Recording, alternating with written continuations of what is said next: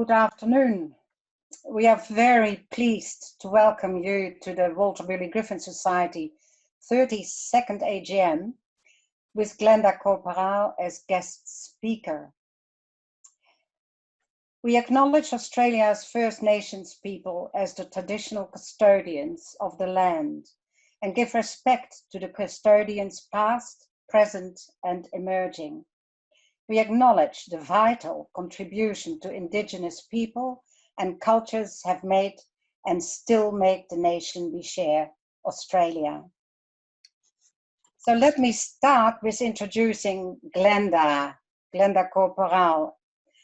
So our guest speaker today is Glenda, and she's giving an illustrated talk titled Marion Mahony's Castlecrag. Sydney journalist and author Glenda Corporal has spent more than a decade studying Marion's life. She wrote her first biography, Making Magic, the Marion Mahony Griffin story, and continues her enthusiasm for her as a committee member of the Walter Burley Griffin Society. So before she starts, let me tell you that Glenda is actually happy to answer some questions after the talk. So if you have a question, can you please raise your hand and wave so that she can see who is asking the question. So Glenda, where are you? I'm here and let's start, and welcome to you and over to you. Right, can you see the full screen there? Yes. Right, okay, great, all right. Well, thank you very much for inviting me to address the 2020 annual meeting of the Society. And we'll note we have one guest from America, Peggy Bang, who I'll refer to later. Welcome, Peggy. Now, next year is the 100th anniversary of Castlecrag, as well as the 150th anniversary of Marion's birth in February 1871. Now, as members of the Griffin Society, you already know a fair bit about Marion and Walter and Castlecrag. But what I want to do today is talk about Marion's role in Castlecrag and to elevate her place in history, to see Castlecrag through the lens of Marion, not Walter, and to make a case for how critical she was in the development of Castlecrag and its continued significance today. Now, whenever, let's check the next slide here. All right. Now, whenever Walter and Marion are discussed together, you'll find that Marion's role tends to get a bit subsumed in the discussion of Walter. And I believe it was while it's Walter that designed the buildings and laid out the curved roads of Castlecrag, the Castlecrag experiment would have failed at an early date had it not been for Marion's enthusiasm. So what I'm going to do is give you a very quick background on Marion, more just to describe what the kind of person she is, and then we'll get into the Castlecrag. Now, Marion was born, as we said, 1871, February 1871. This is very famous as the year of the Great Fire in Chicago. It burnt large parts of the city to the ground. And Marion and her, she had an older brother, her two parents who were teachers, moved to the north of Chicago. And Marion had a very unusual upbringing just north of Evanston on a house by the Lake Michigan. And she was roaming, she roamed all around. She fell in love with the environment. She's a very astute observer of the trees and bushes. And she had this very unusual upbringing as a sort of tomboy who really enjoyed being out and about and being out in the environment. Now, her older cousin Dwight, he also grew up in that particular area of Chicago, spent a lot of time, and I believe he encouraged her to become an architect. Now, Dwight went to MIT in Boston, Massachusetts Institute of Technology, and a few years later, Marion, with some financial assistance of people in Dwight Perkins' broader circle, helped her to also go. She was the second woman to graduate from a four-year degree, architectural degree, at MIT, and the first woman could not get any work as an architect.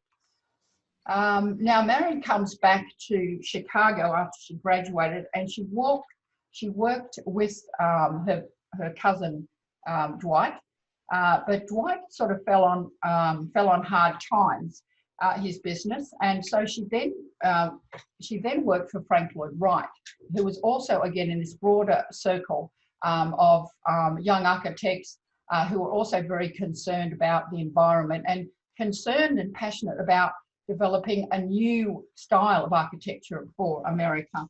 Now, Frank Lloyd Wright wanted to have a studio next to his home. They were originally working downtown Chicago. He lived in Oak Park, western suburbs of Chicago. And so he and Marion, he set about designing a studio next to his house.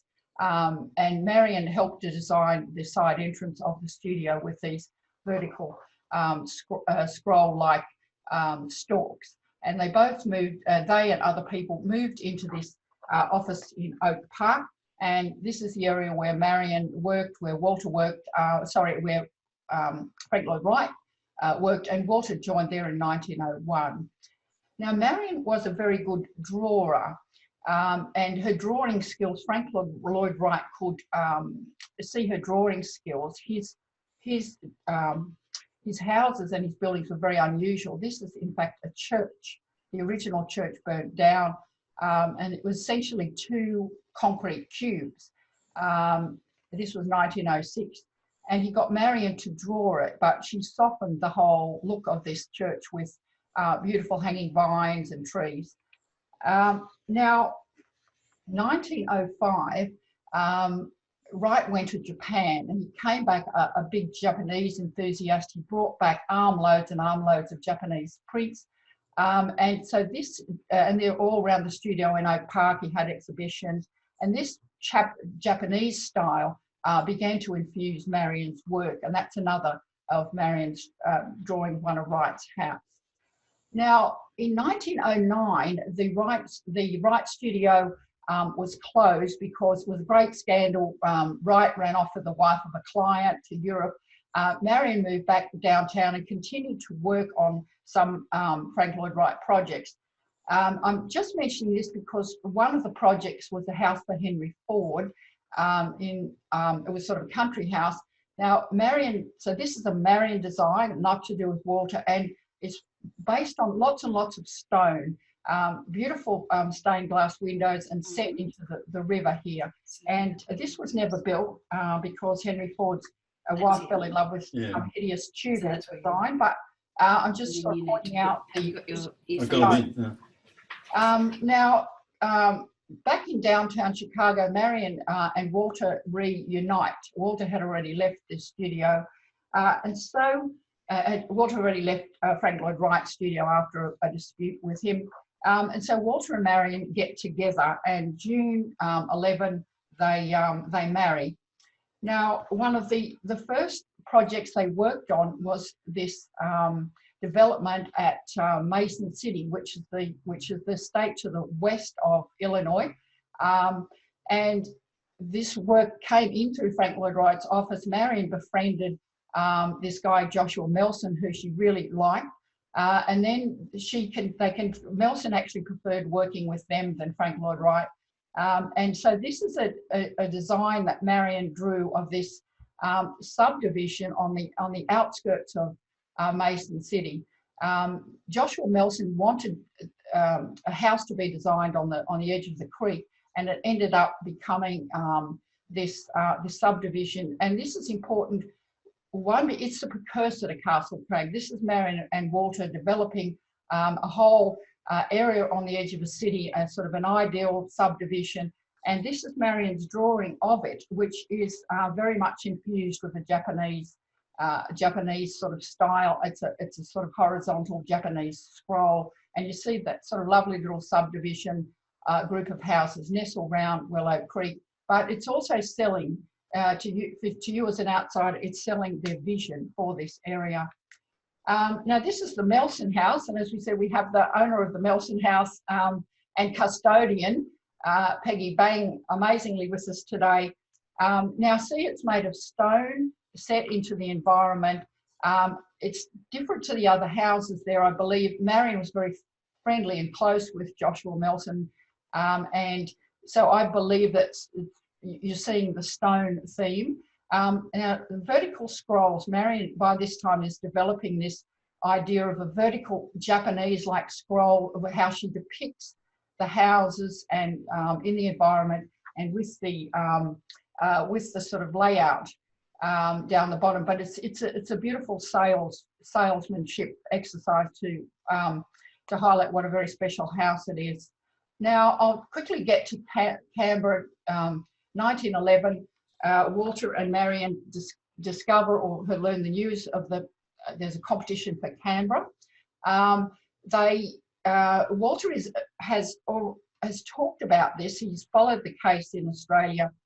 He's followed the development. He expected there could well be some design plan, but when it came to it, they were both very busy. But it was Marion who pushed him into going ahead and throwing themselves into this. Now, Marion did a lot of the drawings, and this again to sell the beautiful plans and their unique ideas of fitting a city into the environment. And this is one of many drawings which is in the National Archives in Canberra. I'll just point out here, we'll see it again, the use of white paint. It's gouache paint, and it's a sort of it highlights the buildings. And once I point it out, you'll start seeing it, but it's just one of her techniques. And of course, this is the sort of killer view from the summit of Mount Ainslie, Marion's one of her most famous drawings. And it's what I believe, there's the Griffin's picture of this beautiful city nestling into the environment in Canberra. Again, you can now get the sense of the Japanese style infusing her work. Again, selling the Griffin's plan to the judges. So long story short, 1914, the Griffins finally moved to Sydney. Now, Griffin, the capital in 1914 of Australia was in Melbourne, but the Griffins had hoped, I think, and Walter's work was in Melbourne, his job was in Melbourne, but I think they'd hoped to commute or certainly live in Sydney.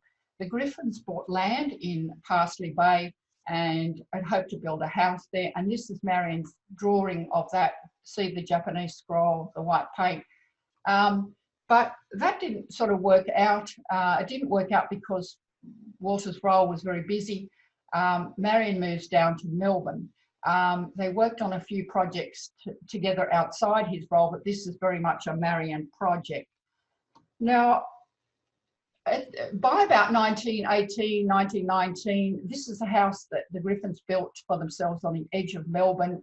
Marion said it was one of the happiest that they'd been in their lives, and it shows them in the garden. But by this time also, Walter was being pushed out of his role as Federal Capital Director. You could do a whole lecture on all the reasons behind it. This young American came. There's a lot of these older Australian public servants who didn't really want him telling them what to do.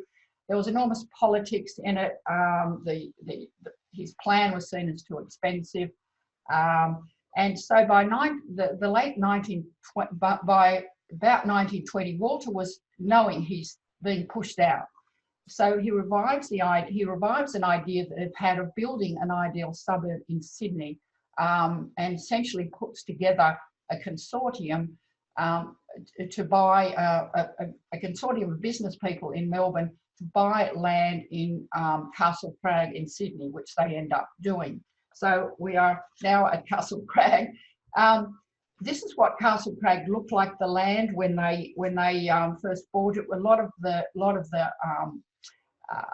the area was cut down for trees, had been cut down for firewood, so it was pretty bare. Now, Walter and Marion went up to the site. Walter walked all over the site. He was passionate about having the roads, the contours, following the contours of the site, which sort of falls down to the water, and also preserving lots of areas for parkland, and also particularly the area around the water for parkland. So Marion, now I think I'm convincing you she's the salesman through her beautiful drawings. she really fell in love with Castlecrag and their vision for this ideal suburb starting to unfold. And you can see her drawings there, that you can see the white paint on the use of the one at the top, this sort of Japanese-like scroll on the left. And so these are the Greater Sydney Development Association was the consortium that Walter formed to buy the land. And the first two houses were called GSDA 1 and 2. And, you know, Marion's salesmanship through her beautiful drawing is coming to the fore. This is in the early 20s, they started to build some of these houses. Note the use of stone. Again, I'm just raising that, having showed you the Ford house of Marion's idea of a beautiful stone house. Flat roofed houses, very unusual. And it was in the early 20s was the Griffins were in Melbourne. They had some salesmen up in Sydney trying to sell the prospect of this unusual suburb with unusual houses.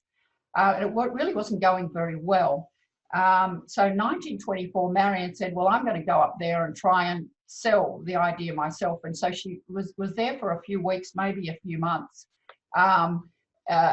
trying to sell passers-by the idea of Castlecrag. And one of the things she did, and certainly she did for some time, was people would come to visit the area, and often a lot on weekends, and she would actually make sandwiches and go and give them the sandwiches and then start telling them the story of the Castlecrag and what their vision was. Now, the Griffins were in Melbourne. 1925, Marion moves permanently up to Castlecrag.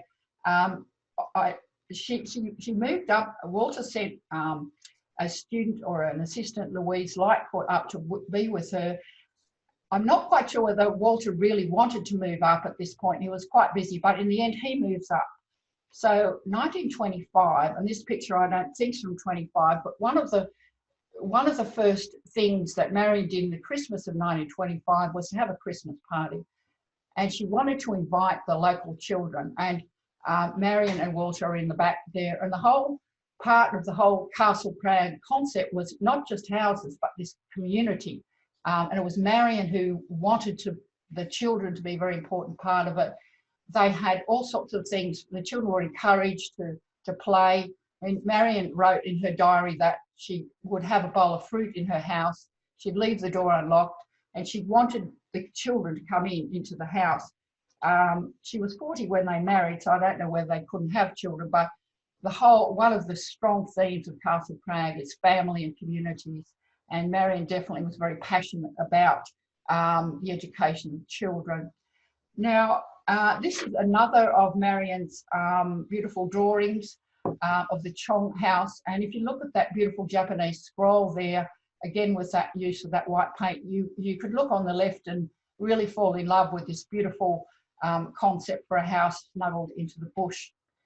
Now, this is another Japanese-like scroll. I think it's not Marion's. I think it's Louise Lightfoot who worked with them.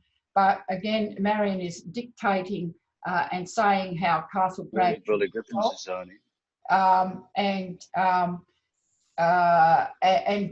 and doing it in her sort of unique way of doing the house into the environment. Now, Marion became fascinated with Australian trees, particularly gum trees, and she did what we call her forest portraits. There's a number of about 14, 15 beautiful collection of her gum trees. And here, of course, the gum tree is more important than the house. But I'll read to you, and then she subsequently wrote a lot of things in her book Magic of America. And you can get from I just want to read you a little bit from her from what she said about this picture, because you get a sense of her passion. The botanists tell us that this district, Castlecrag, has a greater variety of blossoms than any other spot in the world. Trees and shrubs are in blossom the whole year round, a constant succession in endless variety. This huge tree, the Angophora lanceolata, loving the spectacular, chose the edge of a precipice, thus dominating the gully. The branches pay no attention to the laws of gravity. They reach out and twist and contort as if they were in water. This magical tree is quite restricted in its habitat to the greater city area, of which our wonderful 3 promontories are part, here they being carefully preserved. A greater variety of blossoms here in the Middle Harbour district, the botanists tell us, than any other spot in the world. Australia, the world's most ancient continent. And the Griffin set about, you saw that very denuded picture of Castlecrag, the Griffin set about planting lots and lots of gum trees, lots of trees. And one young girl, Wanda Herbert, who grew up in Castlecrag, later described the pictures of the Griffins walking along Edinburgh Road in Castlecrag with a wheelbarrow. They were walking along bareheaded on their way to plant the trees in the triangle. Stocking Mr. Griffin, pushing a wheelbarrow, was dressed in his grey slacks and white shirt, unbuttoned at the neck, sleeves rolled up, and Mrs. Griffin wearing her red ochre pyjamas of heavy crepe and brown sandals. In those days, Australian women did not wear trousers, and it was more or less mandatory for matrons to wear hats. Marion never did, and people did not go around planting gum trees either. So now here, this is the Grant House. The Griffins moved into the Grant House. You'll see a lovely, another vertical Japanese scroll-like drawing.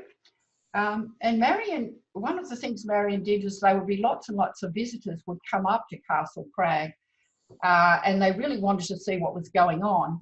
And Marion would, you see here, there's these ladies who've come up probably from Sydney with their hats on, and she's entertaining them, a beautiful view, giving them cups of tea. And what she's doing is, again, selling the Castlecrag concept to these ladies. And there were many, many people would come up, and Marion would entertain them, see the buildings there. And these ladies motored up, and we'll see here, this is their driver having a little smoke waiting for them. The Griffins, again, Castlecrag was a community. They encouraged lots of parties, lots of gatherings. This is the mower house, the flat roof house, where they had parties and gatherings. So Castlecrag was getting a real name for itself as a very unusual place, but one where all sorts of people could come and gather. Now, Marion and Walter loved canoeing on the lake in Lake Michigan, and also the river system, and they bought canoes and canoed around Middle Harbour, and this is something from a promotional video at the time. Now, Castlecrag, because of its unusualness, was attracting all sorts of people, and again, Marion, because of her open-heartedness and her desire to turn it into community. They had plays, they had all sorts of gatherings, all sorts of people were welcome. And Theophysis, which I won't go into detail about their theory, they started to come to Castlecrag. One of the famous women who came was Ida Leeson, who was a senior person in the State Library, and her partner, Florence Birch. They rented, and they were about to commission a house in Castlecrag, and she in 1932 became the first woman head librarian for the State Library. So these are the kind of very interesting forward-looking people that were attracted to Castlecrag. Now, here we are in 1930. This is Marion and Walter in the garden. Walter's father, George, is there. Louise Lightfoot is there. But at this point, the Griffin's personal relationship was under strain. There was some suggestion Walter might have been attracted to someone else. So Marion left. So Marion left Castlecrag. She went back to Chicago. And so for the first time in its history since the Griffins had founded it, Castlecrag had no Marion. So, but in the end, Walter goes to Chicago, brings her back, and in 1932, they both came back. And Wanda Herbert, who wrote the book, The Crag, an excellent book, described the feeling that it was when Marion came back to Castlecrag. And she says, and the joy that when Marion came back in 1932, she describes the feeling of being Castlecrag as people having held their breath. Life went on, but it was also on hold. During Mrs. Griffin's absence, everyone tried to keep things going normally. But when they came back, having held their breath for 22 long months, they all of a sudden released it in one great shout for joy. Mrs. Griffin bought me 3 lovely frocks in heavy crepe. I wore them to school. We had a grand welcome home party in the Griffins' parapet house. With the Griffins' return to Castlecrag, parties and the real fun and the games were back on the agenda. They played musical chairs, Halloween party. And one of the things, because Marion had been very involved, very passionate about having lots of plays in Castlecrag, was this desire to actually build we're getting to the Haven Amphitheatre. Now, in 1926, there was an extra area of land next to the original Castlecrag estate came up for sale. Now, Marion, in fact, got her mother to give her inheritance early and to buy this extra piece of land. So Marion comes back with this great joy and excitement in Castlecrag, and they decided as a welcome home, or part of this joy and excitement, to build what's we call the Haven Amphitheatre. And part of it involved building these stone steps into the environment. So she, in Marion's diary, she describes the building of this theatre. The valley was astir for weeks with Castlecrag bees, Griffin working like a navvy along with others to his great delight. A stretch of the west side of the valley was terraced and faced with great stones to form seating for the audience. The other side and the head of the valley, 100 feet above and down 100 feet to the harbour, was the stage the loveliest ever seen. No man-made imitation of indoor theatre, but every fairy creation carefully and religiously safeguarded. So began a whole lot of plays in this beautiful amphitheatre that had been built into, as a tribute to Marion, into the Haven estate area. And so the plays went on several times a year, and really attracted many people. Now, Marion would direct some of the plays, and I'll just read a little bit. She talks about such times we had in our first rehearsals where everyone was very earnest. Our Zeus, the character Zeus, kept calling from the audience banks that they couldn't be heard, but I, telling them they were not to strain their voices, told them they'd be heard all right. Finally, I asked him who was producing the play anyway, he or I. He granted that I was. So I said I would be the one to do the worrying. And on the evening of the play, you could hear the softest sound, the valley with a perfect megaphone. After the play, we fell on each other's necks. It was so unbelievably beautiful. And so it was the following seasons. The audience would sit for 2 hours on the hard stones, breathless and enchanted. It doesn't seem real, you would hear. It was wonderful indeed, the variety of effects one could get in this valley. It wasn't a drama one was watching, it was a new experience in life. And the Sydney Herald at the time said, the choruses took up their groupings among the bush and greenery with complete confidence. At times, the effect of all the illuminated figures in eloquent poses was dreamlike and almost incredible, like that of a highly imaginative painting. The acoustics of the dell were remarkably good. Every word carried clearly, even from the most distant crag. And Marion's friend wrote to her, just a line to thank you and all your people for the great joy and excellent performance of last night in that delightful setting. It was a great effort and certainly inspiring and very beautiful. Could there be any greater gift to mankind than what you wonderful people are doing? We all bless you and yours. So in the 30s, of course, it was the Depression. The work was very difficult to get. And there was not a lot of work for Walter in Sydney. A theosophist friend of theirs was in Lucknow in India, and he encouraged Walter to come. So 1935, Walter goes to India. And in fact, and this is the book written about the Griffins' experience in India, and Walter writes to Marion, says, please come to India. I really, there's a lot of work here for us.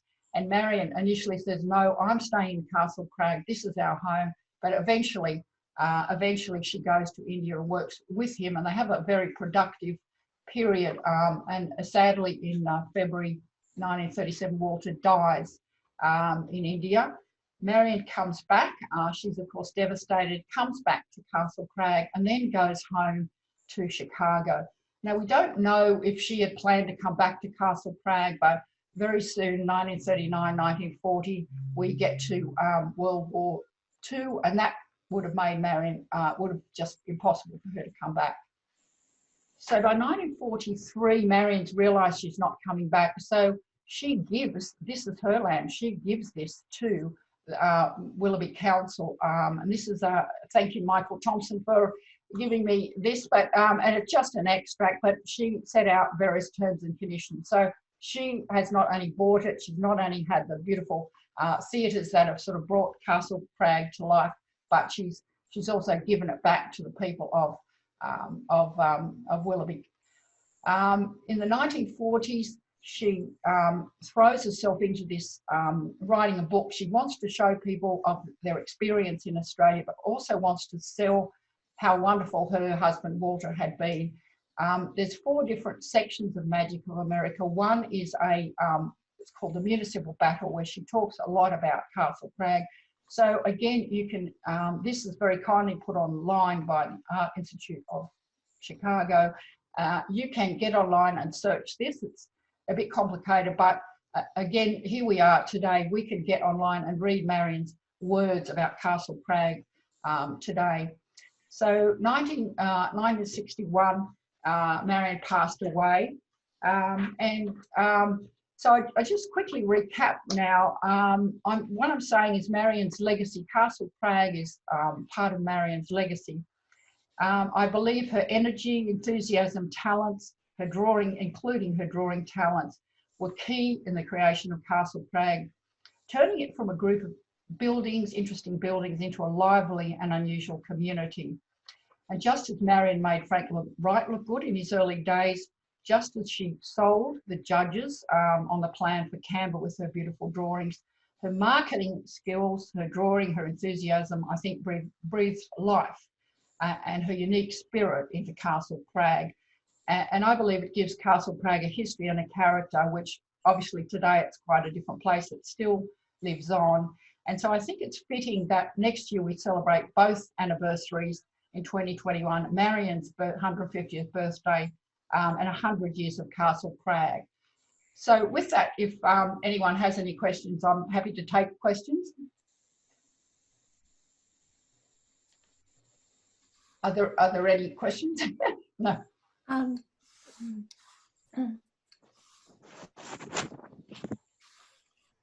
It's Peter in Canberra. It's not so much it's Peter in Canberra. Yeah. Not so much a question, but also to note that it's the 60th anniversary of her death. All right. Okay. Yes. And Aki, yes. I'm always interested to find out, because there's so little written or known about it, who she actually met of the artists in Australia. I mean, they were in Heidelberg, and what I miss actually is that extra other people who actually she might have met in Melbourne, as the Heidelberg painters, for example, or here. So do you know anything about that? I don't think so, because the Heidelberg were sort of 1890s or something like that. And they were there. I know. Yeah. So I don't know. They had a broad circle of friends. And you know, well, Miles Franklin, they were friendly with Miles Franklin, although she wasn't there. But they were friendly with a fairly liberal-minded people, such as Adela Pankhurst, one of the Pankhurst sisters that came out to Australia, Henry Bourne Higgins, who was the famous for the Harvester judgment, quite a liberal establishment, in Melbourne. But I don't know of her. Oh, actually, I do.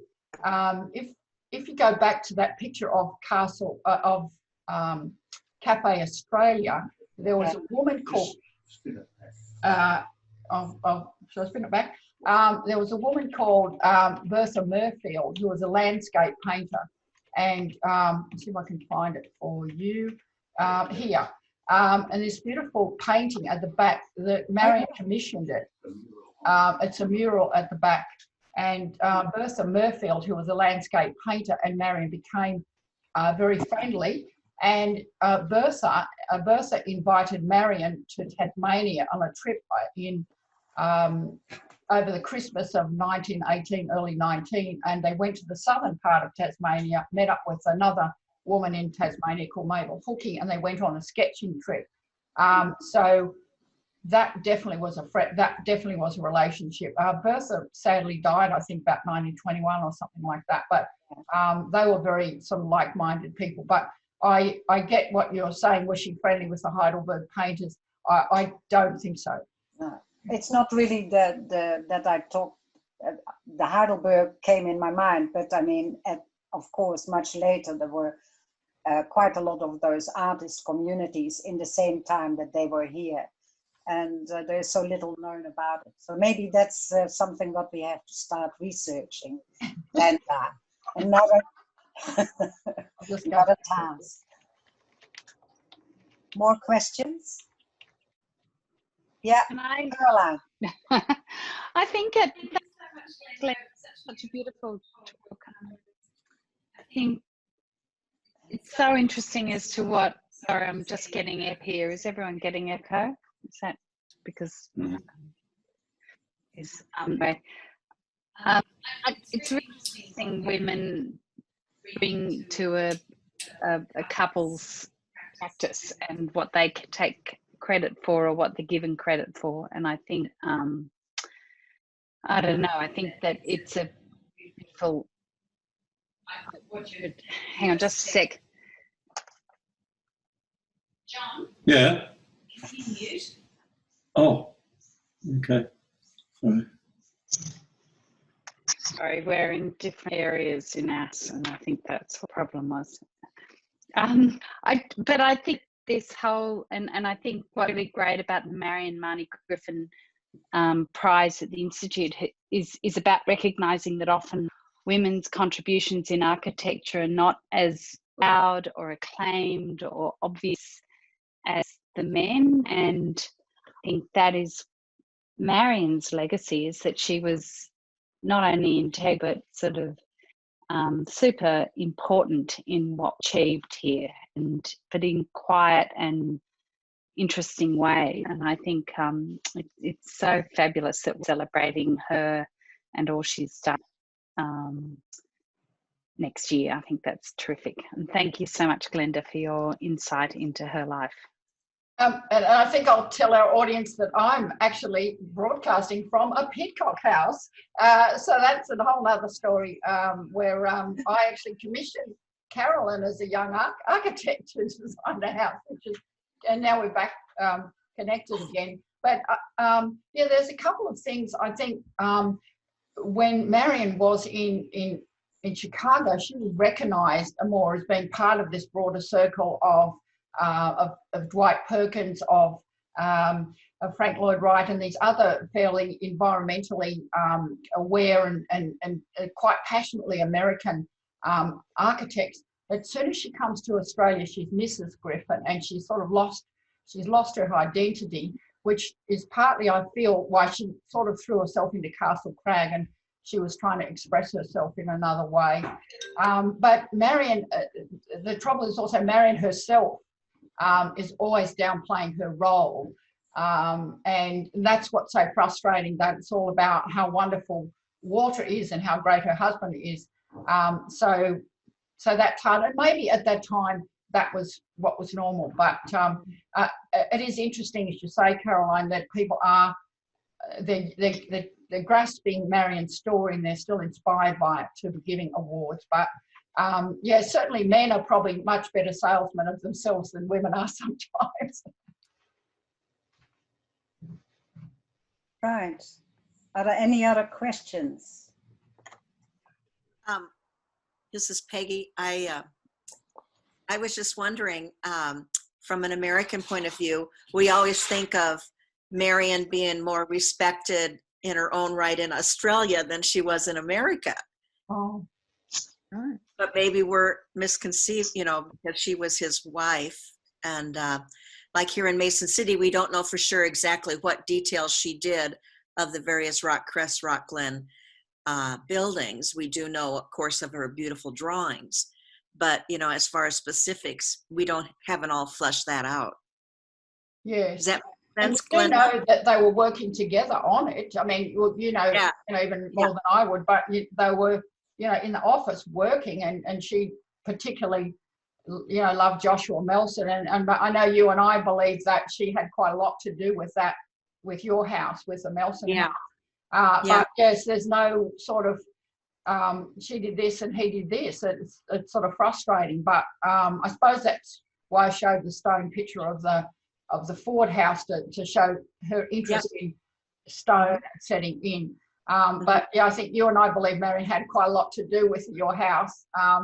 But again, you know, you can't prove it, and then it becomes, you know, Walter Billy Griffin architect. So Sure. gets lost in time. Yes, and the Canberra plan, you can have another whole debate as well. And of course, when Marion, she was given an opportunity. I think Dwight Perkins' son was, I think her son, when she came back to speak to the Chicago Architects Institute, and at that time she was very passionate about anthroposophy and all this, and she started talking about anthroposophy and not about architecture. But so although she then did go and work on some city plans, which didn't come to fruition, but yes, so for some reason she might have been able to come back and talk to Chicago Architecture Society about their work, but by that time she was quite upset with this anthroposophy. So. Ask about Marion's later life. I think she had a rather sad life when she returned to the US all through the 40s and 50s. I think, didn't she look after family members for quite some years, and wasn't she involved in some sort of a community housing project in the US in the 40s? She seemed to have passed into almost oblivion in the latter stages of her life. Yes, she lived with her niece back in a suburb north of in the northern part of Chicago, and was spending a lot of time looking after her niece's children. And then she was throwing herself into this Magic of America, which she really tried to get published, and she wasn't able to get published. But you're right, there were two communities. I think Anna Rubbo has researched that, and it is in several books. She was commissioned by some sort of wealthy Chicago women who are very avant-garde in terms of wanting to have interesting communities. And there was certainly one up in Massachusetts, and I think another one around in Texas, and she actually laid these plans out. But the rich woman who was going to finance it died, and it didn't go ahead. And by, I think, in her last 10 years, the suggestion she had Alzheimer's. Louise Lightfoot, who you saw there, she made a visit to Chicago, and she found Marion and knocked on the door, and Marion really didn't recognize her. And so probably by the 50s, she probably had dementia, and she had no money. So she was sort of very poor. What's interesting around that time, around the 40s and 50s, Frank Lloyd Wright was becoming famous, and people were starting to research his early days. And there's a guy called Mark Paisch, P-E-I-S-C-H, who was a student at Columbia, and he was studying Frank Lloyd Wright's early days, and he came and he sought her out and interviewed her, and just got a little bit of information of her about that, the life in the studio, in the Oak Park studio. And he then began to start to recognize, oh, here's this sort of woman who's in the suburbs of Chicago in her, 70s and 80s. And he started, it was probably the first person to record that she played a role. So she was able to connect, but I think the last 10 years of her life, she had dementia and lived in poverty. Wow, sad. One more question. Anybody? Well, I just might ask, there's a park being dedicated to her name in that area of Chicago, hasn't there? Yes, there is. It's sort of a beach or something like that. It's quite a small one. It's not particularly exciting, but there's a little plaque on the beach there, which is nice. Someone's recognised it. I think one of the things you'll find with Marion is, and I'll just go through them just to show her stuff is everywhere, and that's the hard thing, to bring it all together. If she was all in one country or if she was all in Sydney, but in the archives in Canberra are the beautiful Canberra drawings. In the National Library is the Nichols collection, where the Nichols gave a lot of the work that Marion left behind to the National Library, and a lot of beautiful drawings there. But in Northwestern University in Evanston, there are some of her beautiful forest portraits. Art Institute of Chicago has got some of their work, and also in the New York History Society, and also there's some forest portraits in private collections. So if somehow you could bring all that together, so yes, the park is there, yes, the park is there, but part of my frustration is there's so much of her work all over the place, and if you could somehow bring it together in one room or one place, you'd have a better sense of what she did. And I suppose I just wanted to end by saying, some people say, oh, well, was she an architect or not? Well, she was a sort of I don't know, would you say a Renaissance person? I mean, she was a drawer, she was an architect, she was a social thinker. Some of her comments on Australia in the time of World War I, which she was opposed to Australia's involvement in, because the Americans were isolationists to start with. Some of her observations of Australian society were pretty amazing, and her plays. So she actually was quite a sort of Renaissance woman, and you have to sort of perhaps see her as a whole, rather than, well, was she a famous architect or was she, Walter Burley Griffin's wife? But try to appreciate her as a whole, sort of very modern, talented person, and great enthusiast for Australia as well. A great saleswoman for Australia. All right. I think on those wonderful words, Glenda, we give your voice a rest. All right, I'll stop sharing now. So. But on behalf of all of us, thank you for a very inspirational talk on this really very special and interesting woman, Marion Mahony Griffin, and putting her in the limelight she so deserves. So yes, thank you, and I always learn yet again. Thank you, Glenda.